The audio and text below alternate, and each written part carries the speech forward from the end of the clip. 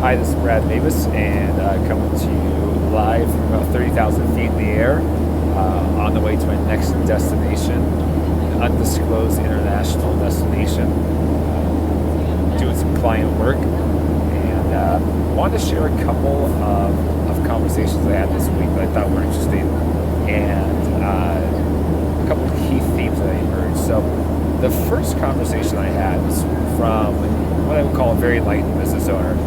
And he started the conversation by saying, I've done something I've never done ever in the history of my business, which is I increased my tax liability. And I said, well, tell me about that. And he said, well, I'm planning on selling my business sometime in the next 2 or 3, maybe 5 years. I'm not sure exactly when, but my thought process is this. If I sell my business for 4 or 5 times earnings, and I have a bunch of adjustments to the business, well, I'd rather show the profit now, show a history of profitability, because I'm going to ultimately get 4 or 5 times any adjustment I make, compared to the fact if I take these deductions, and they're legitimate deductions, but they are what you kind of call your personal deductions, your discretionary deductions. He said, well, I'm only getting, effectively 25 or 30%. And so I'm traveling with my family this week. Here they are.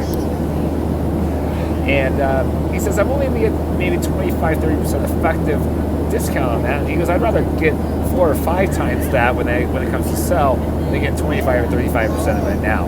And I thought that was a really enlightened point of view that he shared. And very appropriate for folks who are thinking about selling their business, because one of the things I have seen is that if the adjustments are a significant amount relative to the overall cash flow the business generates, or there's just a lot of them in general, and it gets in the way of a good, clean deal getting done. You can certainly fight over, you certainly negotiate over them, but it just gets in the way of a deal getting done. So I thought that was a very enlightened point of view, and I certainly encourage all of you who are thinking about tax planning this time of the year to think about tax planning in terms of how that relates to your overall business strategy.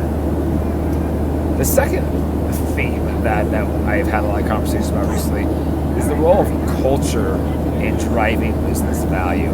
I think a lot of folks who I talk to say, hey, why would an acquirer pay more for me? If an acquirer already has their black box figured out, ultimately, isn't it just about the cash flow I generate? Isn't it just a multiple in cash flow? And while that's certainly true, there's no doubt that a lot of businesses are priced on multiple of cash flow. One of the things that we talk about is, well, how do you actually increase the multiple? Because most business owners I see are folks that do one thing. They're focused on increasing their cash flow. Well, the challenge behind that is you can increase your cash flow, but if you don't increase your multiple, it's kind of there's a limited upside that you have in that opportunity. So when I work with clients, we talk about how do you increase your multiple, and oftentimes you increase your multiple by focusing on the right things.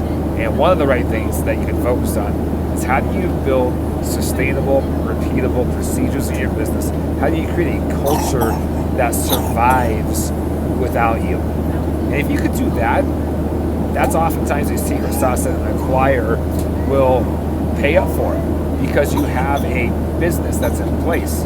You have something that's more than just what you bring to the table.